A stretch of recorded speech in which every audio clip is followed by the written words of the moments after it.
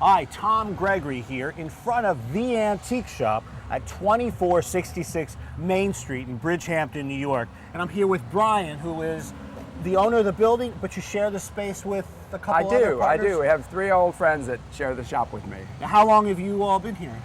Barbara's been here 30 years. I've been here almost 20, and Jolie and Michael have been here 4 or 5 years. Wow, that's quite a collective time investment in this place. It is, definitely. I bet you have some great things from when America was really producing We do. amazing things. Well, let's go in and see what you have. All right, great.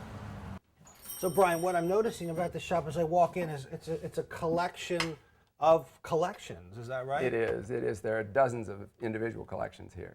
Now, this is one of the most colorful in the whole shop. What are these? These are party hats. Some of them, like the ones on the counter, date from the 1920s, and these are later from the 60s and 70s. These are from the 20s? Yes. This is a party hat from the 20s. Yeah, made of crepe paper. And I see they're all framed, and this would have been a kid's Halloween hat. Yes, exactly. Look at these.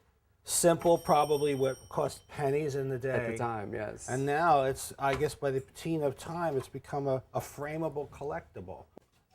So Brian, this is, what do we call this? We call it spongeware.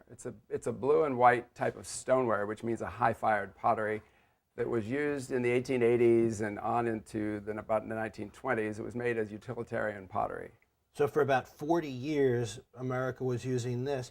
Utilitarian pottery as opposed to what, a decorative pottery? Yes, exactly. Well, now it's really decorative. So this must have been really inexpensively made. It was very inexpensively made, and probably made by someone who was just told that they used actually real sponges. They took sponges and dipped them in cobalt and then dotted it on and glazed it. And people were allowed to use their own imagination, so some of it really is beautiful. There's a lot of it here, so it seems like it's really common, but it's not very common. We just like to collect it. Well, this is obviously done. It definitely looks like it's done with a sponge. Yes, yes, It's collectible, hard to find. Hard to find. Hard to find in these particular ones that are beautiful, that have a lot of white open space in them.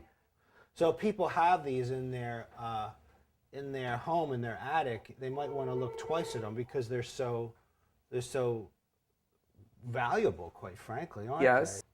Brian, what is this? I assume it's a camera, but... Yes, it's sort of the early form of the digital camera. An early digital camera.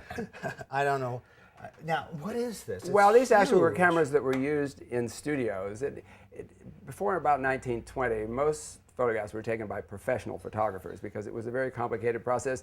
And at one point, you actually had to make your negative, and it was a wet negative that you had to use right at that second. And so you couldn't really, it wasn't like we could go out and take a shot of the kids playing in the park. That's the shield so that it kept the light out. The photographer hid underneath that. Hello. And took the photos, yes. Actually, I have a photo. It's sort of a gimmick photo that this is this particular camera in the studio in Ohio where it was originally used, and the photographer using another camera has taken a photograph probably of his child, supposedly taking a photo of her doll. With this very camera? It's this very camera. So this was probably taken around 1900. This is something that is ordinary, that wasn't even meant to be shown as a collection. These are labels from clothes. These are actually store labels, makers' labels, and so forth that would be in the back of your coat when you went to buy a coat at Macy's in the 1910s and 20s. These are actually quite old. And so they're really beautiful. They're as art, they're wonderful. Here's one that says Kiro's Camel Hair, made by Levy and Sons. Here's one here, Mickey Mouse. Oh, yes. So the actual label is what someone has taken, and they've just sewed all these labels together and made a quilt out of it. Yeah, so somebody saved up all these labels and eventually sewed them all together. That's great.